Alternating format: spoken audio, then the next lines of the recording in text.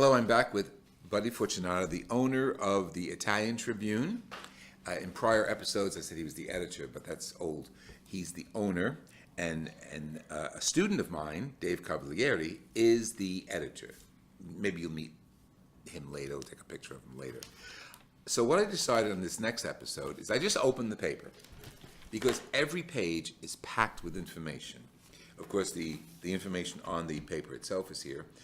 Now, in this section on page 2, you used to have Italian phrases that were in dialect, dialetta. Yeah. First of all, talk about that. Talk about the idea of dialects and where they were and how they separated and where they are now and what the future of Italian language is. Well, when you really study Italy and the history of Italy, you recognize that Italy was occupied by many cultures. Everybody. Many cultures, and that's good and bad, but mostly good, I think, when you really consider it. And each of the regions has been influenced by that occupation. Mm-hmm. Right. So, with that said, the Italian language inherited the occupiers' language. And they had their own way of presenting the Italian language, and thus the dialect was born. And when you think about the Sardinian language, Right. it's completely different than anything you might find in the Veneto or Tuscany or the Lazio area. In regard to the Italian language, the history of it, there was, some time ago, there was a big effort to do away with the dialect in the schools, and a pure Italian taught in the school systems, and I think that's what you find now. But there are some remnants. Yes. There are still yes. some remnants of dialects in the various regions. When we were in Sicily last month, the guide was Sicilian, but he spoke fluent Sicilian, and he made a point of this. I speak Sicilian, Italian, and then French and other languages. I said, oh, interesting. He said, because there was a movement, as you just mentioned, of purifying the language, maybe using Florentine Italian throughout the country. But I think people's prides were hurt. Oh, yeah. And each region started to develop an appreciation of their own language. And then he spoke Sicilian to me. I said, it was like listening to my grandmother. I haven't heard that in years. And it's beautiful, but I think the appreciation of another language, the dialect, now a language, and the Italian language, and it's great contribution. Where's your family from in Sicily? My mother was from Palermo, and when we went back years ago, we went to see tutti i paesani, and they were in Agrigento, Palermo, Siracusa, and Catania, and that's where they are. Wow. Yeah. And my father family, my mother was born there. My father's family is from Abruzzi, from Chieti, Pescara. My grandmother and grandfather were from there. Sicily is wonderful. Oh, I love Sicily. I wish I knew you were going to Taormina. I have a friend who has a restaurant there. He would have welcomed you. Wonderful place. Yeah, next trip. Next because trip. it's not a place you go to once. Great food. So I like that idea of your bringing some of the little phrases, but they weren't only dialects. There were specific phrases that are very like idioms that would be very familiar growing up with different regions. It's a funny thing.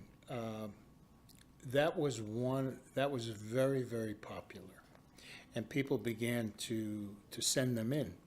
Oh, good. But we had to edit a lot of them because they didn't, from a grammatical standpoint and the right punctuation and everything, they weren't sending a pure Italian They heard what they heard. phrase, right? Yeah. And so we had to change a lot of that stuff, but we did that for a long time, and we're going to start it up again. It's funny you mention it. We had a meeting the other day, and that's one of the areas that we'll be starting up again. Good, and it's a series that went on for a long time of lessons. You had lessons. We're going to be doing we're going to be doing that too. Father, you're here at the right time. Oh, good, good. I love that. I mean, We're going to be doing the Italian lessons again too. and it's great because you can say it. I'm talking to the audience now. You can say it, you can read it, understand it, and it really it's very refreshing. And progress. Lesson 1, lesson 2, so you can build on it. It's good for me too because when I come back from Italy, I'm not speaking Italian here a lot, and I lose it. I tend to Yes, lose yeah, it. and that's sad. Yeah. So with the lessons, I can refresh what little Italian I know anyway. Excellent, excellent. That's good. That's good. Something to look forward to when you subscribe to it, and we'll give you the subscription information very soon.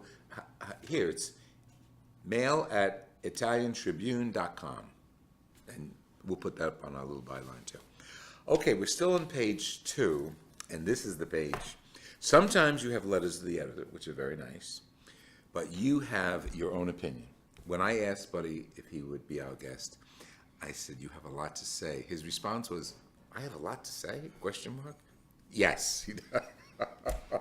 And you have your own opinion, which, Well, why not? There's a lot happening, Father, Yes, in this yes, world, yes. and I'm not sure it's the same world that you and I grew up in. And today I wrote my piece on the Memorial Day issue. We have a Memorial Day issue, which It's beautiful. it's the only one of its kind, where we have invited over the years our readers to send photographs. I don't interrupt you, but that's very important. There are requests from the paper to send in photos and stories. And I think there's a page on the Ancestry page, and of course Memorial Day you do it. I think that is so inviting, and it makes us, the reader, part of it. And Well, that's what we try to do. perfect. Because the paper, I may be the publisher of the paper, but the paper, I always say this, paper belongs to the Italian-American people. Good. And they have to use it. They have to read it. They have to be part of it. Yes. So we invite that. But the Memorial Day issue is a special issue where we have our readers send photographs of their participation in uniform, in the various conflicts that the country's been involved in. And I was writing my editorial today for that issue, and I think we take too much for granted. I think that there's not an appreciation of the sacrifices that people made for the various freedoms that we enjoy. Right. Just putting the Italian culture behind us, just the history and the culture of America today, there's too much taken for granted. I mean, we see that every day on television. And I talked about that in my editorial. Excellent. And you don't focus in that idea of sacrifice only on Italian Americans. No. But on people who, Absolutely. of all origins. All American citizens. Yeah. I have a good friend of mine. Her name is Mary. She's from Sicily.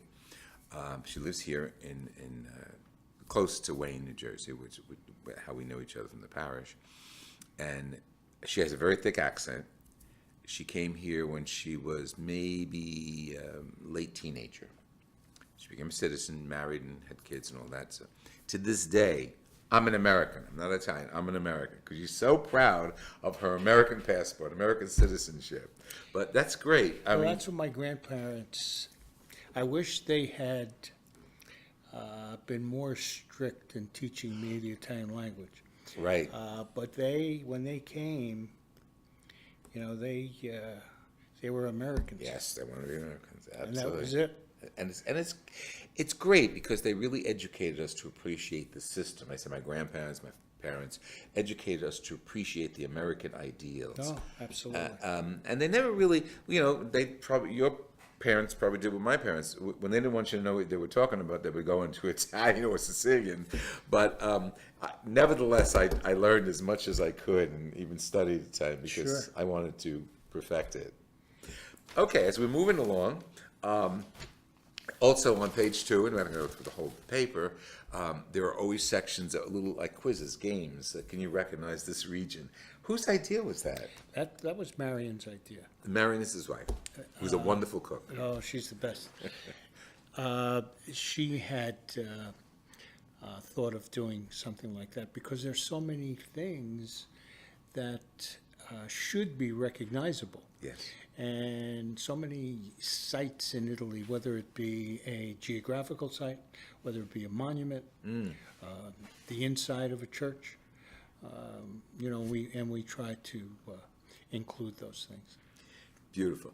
The Cronaca Italiana, which is usually the third page, that's a few little issues, a few very, very significant Highlights of the week. highlights. Yeah, very good. I mean, and it gets us going. Yeah, And it goes back into the past and brings us up to the present.